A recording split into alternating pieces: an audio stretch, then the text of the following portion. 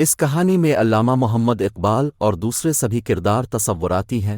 ये कहानी किसी भी तरह से अल्लामा मोहम्मद इकबाल की निजी ज़िंदगी बयान नहीं करती है। इस कहानी के सभी किरदार और उनकी दास्तानें अल्लामा मोहम्मद इकबाल की शायरी के इर्द-गिर्द घूमती हैं। इस कहानी से किसी कौम, शख्स, मज़हब या किसी तंज़ीम को नुकसान पहुंचाना या उनकी दिल आज़ारी करना हरगिज़ हमारा मकसद नहीं है। म्यूज़िक और एडिटिंग वजाहत खान, राइटर और आवाज़ नदीम खान।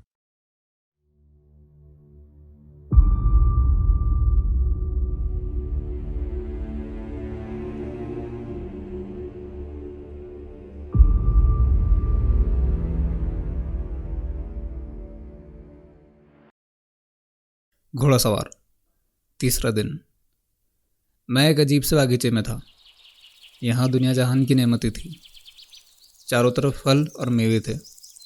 मैं ये यकीन से कह सकता हूँ कि इस दुनिया में जितने भी किस्म के फल या मेवे होंगे वो सब इस बागीचे में मौजूद थे।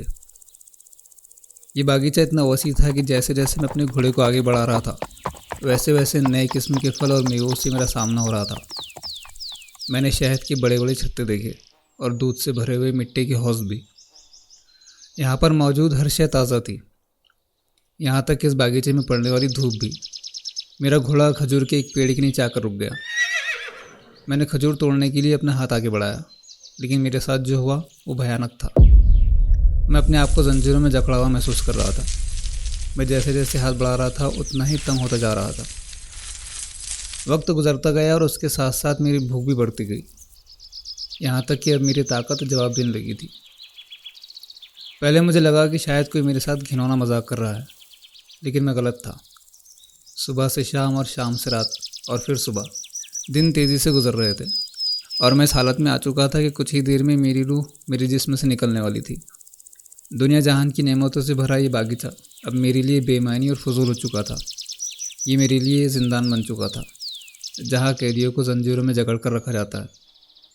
मैं बेहोशी के आलम में पानी मांग ही रहा था कि मैं ज़मीन पर गिर पड़ा और मेरी रूह मेरे जिस्म से निकल चुकी थी। तभी अचानक मैं हड़बड़ाकर नींद से उठा। सबसे पहले मैंने अपने हाथ और पाँव देखे। मुझे अपने आप को जंजीरों से आज़ाद देखकर इत्मीनान मिला, और उस वक्त ये इत्मीनान मेरे लिए दुनिया की सबसे बड़ी दौलत थी। ये ख्वाब मैंने एक बार नहीं बल्कि कई बार देखा था। जब मैंने इसे पहली बार देखा तब मैंने इसे नज़रअंदाज कर दिया था। दूसरी बार भी मैंने ऐसा ही किया, लेकिन अब मैं इसे और नज़रअंदाज नहीं कर सकता। कुछ तो है जो ये ख्वाब मुझे बताना चाह रहा है। क्या मतलब था इसका? क्या ताबीर हो सकती थी? मैंने सोचा कि इकबाल के पास जाकर उनसे इसकी ताबीर पूछूं। उनके कमरे से रोशनी फुट रही थी, शायद वो कुरान पढ़ रहे हो। लेकिन रात के इस वक्त उनके पास जाना मुझे मुनासिब नहीं लगा। मुझे दूर से एक आवाज़ सुनाई दी। ये दरवेश की आवाज़ थी जो बस्ती वालों को तहज्जुद की नमाज के लिए उठा रहा था। मुझे भी नींद नहीं आ रही थी, इसलिए मैं अपना घोड़ा लेकर पहाड़ी की तरफ रवाना हुआ, उस गुफा की तरफ जो दरवेश का ठिकाना था। बस्ती में सिर्फ दरवेश ही मेरा दोस्त था, इसलिए मैं कोई भी बात उसके सामने रख सकता था। हमारी दोस्ती इतनी गहरी तो ज़रूर थी। जब मैं गुफा के अंदर पहुंचा तो दरवेश मिट्टी के एक प्याले में कहवा पी रहा था। उसके सामने पहले से एक और प्याला रखा हुआ था। उसने मुझे देखा और उस प्याले में मेरे लिए कहवा उंडेलने लगा।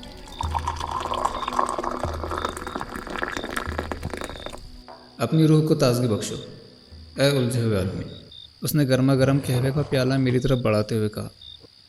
मैं उलझा हुआ नहीं हूँ, बस एक ख्वाब को लेकर परेशान हूँ, मैंने कहवे का प्याला पकड़ते हुए कहा।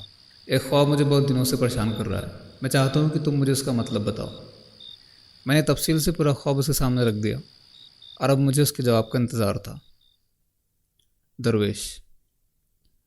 बस्ती वाले गहरी नींद में सो रहे थे, लेकिन इकबाल का कमरा रोज़ की तरह वैसे ही रोशन था। शायद अल्लाह वालों को नींद से ज़्यादा इबादत में मज़ा आता है। उनकी शायरी गहरी रात में चमकते हुए सितारों की तरह है। इकबाल का कलाम आने वालों के लिए हमेशा मशाले राह का काम करेगा। मैंने सबको नमाज के लिए आवाज़ लगाया। कुछ लोग उठे और बाकी हमेशा की तरह सोए रहे। कुछ देर बाद मुझे घोड़सवार मेरी तरफ आते हुए नज़र आया। रात के इस हिस्से में उसका मेरी तरफ आना तशवीश की बात थी। उसे ज़रूर कोई बात परेशान कर रही होगी। मेरी तरह उसे भी कहवा पीना पसंद था। हम दोनों जब भी साथ बैठते हैं तो कहवा हमारी महफिल का हिस्सा ज़रूर होता है। मैंने कहवा बनाने के लिए आग जलाई। कहवा मेरे अंदर एक नई ताजगी पैदा कर देता है। मैं कहवा पीते पीते घोड़े के कदमों की चाप सुन सकता था। घोड़सवार ने मुझे उसका ख्वाब सुनाया। मैंने उससे बस एक सवाल पूछा कि वह अपनी ज़िंदगी में किस बात से परेशान है, क्योंकि ख्वाब का जवाब उसी में पोशीदा था। मेरे 3 बच्चे हैं और बीवी। मैं अपने रिस्क की तंगी को लेकर परेशान हूँ। मैं उनकी ज़रूरतें पूरी नहीं कर पा रहा, जबकि मैं तंदुरुस्त हूँ, फिर भी मुझे कोई रास्ता नज़र नहीं आ रहा। घोड़सवार मायूस नज़र आ रहा था। पता नहीं लोग इतनी जल्दी मायूस क्यों हो जाते हैं। घोड़सवार: तुम्हारा ख्वाब तुम्हारा आईना है, और जो कुछ तुम्हें उसमें नज़र आ रहा है वो तुम्हारी ही ज़िंदगी का अक्स है। वो बागीचा जो तुमने ख्वाब में देखा, जहाँ हर शय मौजूद थी, वो दुनिया है, और वो जंजीरें जिनमें तुम जकड़े हुए थे, वो तुम्हारी सोचें हैं। दरवेश के ये अल्फाज मेरी तमाम उलझनों को सुलझाते चले जा रहे थे। उसने आगे कहा, खुदा ने इस दुनिया को उन तमाम चीज़ों से भर दिया है जिसकी इंसानों को ज़रूरत है। उसने हर नेमत को तुम्हारे लिए उतारा। अब हर आदमी की जिम्मेदारी बनती है कि वो खुद अपने हाथों से उन नेमतों को हासिल करे। तुम्हें जकड़कर और तंग रखने वाला कोई और नहीं, बल्कि तुम खुद हो। ये तुम्हारी सोचें हैं जो हर वक्त तुम्हें खींचकर एक ही जगह पर रखने की कोशिश कर रही है। वरना अल्लाह ने अपनी किताब में साफ साफ कह दिया कि इंसान के लिए कुछ भी नहीं सिवाय उसके जिसकी उसने कोशिश की। मेरे दोस्त, अब तुम ही मुझे बताओ कि बिना कोई कोशिश किए कोई चीज़ तुम्हें कैसे हासिल हो सकती है। मेरे ख्याल से तुम्हें ये बात कबूल कर लेना चाहिए कि तुम्हारे ऊपर जो रिस्क की तंगी है उसके ज़िम्मेदार तुम खुद हो। तुम गुलाम हो, अपने अकल के गुलाम, और एक मोमिन कभी गुलाम नहीं हो सकता। जाओ, कोशिश करो, अपनी आखिरी सांस तक कोशिश करो, दिन रात एक कर दो। ये नामुमकिन है कि तुम मेहनत करो और खुदा तुम्हें उसका इनाम ना दे। अल्लाह का निज़ाम तुम्हारी सोचों से कहीं ज़्यादा वसी है। शायद तुम खुद अपने आप के साथ ऐसा बर्ताव नहीं करते होगे जैसा खूबसूरत और हसीन बर्ताव खुदा तुम्हारे साथ करता है। दरवेश ने मुझसे जो कुछ कहा, उस नज़रिए से मैंने ज़िंदगी को पहले कभी नहीं देखा था। मुझे नहीं समझ आ रहा था कि मैं अपनी कम अकली पर अफसोस करूं या जो कुछ मैंने जाना उस पर खुशी का इज़हार करूं। दरवेश ने अपनी बात का इख्तिताम इकबाल के शेर से किया, जो अब मेरे जहन पे नक्श हो चुका है। वो गुलामी में नाकाम आती है शमशीरें न तदबीरें, जो हो ज़ौक़े यकी पैदा तो कट जाती है जंजीरें। कोई अंदाज़ा कर सकता है उसके ज़ोरे बाजुओं का, निगाहे मर्द मोमिन से बदल जाती है तकदीरें। यकी महकम अमल पे हम मोहब्बत फ़ाते आलम, जहाद ज़िंदगानी में है ये मर्दों की शमशीरें। अमल से ज़िंदगी बनती है जन्नत भी जहन्नुम भी, ये खाकी अपनी फितरत में न नूरी है न नारी है। जब इंसान ग़ुलामी की ज़िंदगी बसर करता है तब न तलवारें काम आती है और ना ही कोई तदबीरें। ज़िंदगी के मैदान में एक आदमी के लिए अगर कोई शय तलवार का काम कर सकती है तो वो है उसका कामिल यकीन, जद्दोजहद और मोहब्बत। हम इंसान खाक से बने हुए हैं। हमारे अंदर ना फरिश्तों जैसी सलाहियतें हैं और ना ही आग से बने हुए जिनों की तरह ताकत। हमारे पास अगर कोई हथियार है तो वो है अमल, ना ख़त्म होने वाली कोशिश और जद्दोजहद। दरवेश, पिछली रात, शैतानों की असम्बली। ये अनासिर का पुराना खेल, ये दुनिया दू, साकिनाने अर्श आज़म की तमन्नाओं का खून। ये शैतानों की एक अजीम महफिल थी।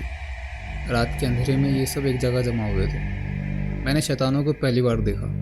वो इंसानी भेस में थे और ऊपर से नीचे तक काले लिबास में मलबूस थे। उनके हाथ और पाँव की उंगलियां ज़रूरत से कुछ ज़्यादा ही लंबी थी। उनका सरदार इब्लीस एक बड़ी कुर्सी पर विराजमान था। वो तमाम शैतानों का आका था और बड़ी शान से अपने कायम किए हुए निज़ाम पर फ़ख्र कर रहा था। वो सबको ये बता रहा था कि उसने इस दुनिया में आने के बाद क्या क्या अहम कारनामे अंजाम दिए, जिससे पूरी दुनिया में हलचल मच गई, और वो हलचल आज तक जारी है। लेकिन इसी के साथ साथ उससे एक बात का डर भी था। एक तरह से अगर मैं कहूँ तो वो खौफ में मुब्तला था। लेकिन ये कैसा खौफ था जबकि पूरी दुनिया में उसका कायम किया हुआ निज़ाम ज़ोर शोर से चल रहा है। मैं एक झाड़ी के पीछे छुपा हुआ था, लेकिन उसकी आवाज़ मुझे साफ सुनाई दे रही थी। वो सबको मुखातिब करते हुए अपनी शान बयान करने लगा।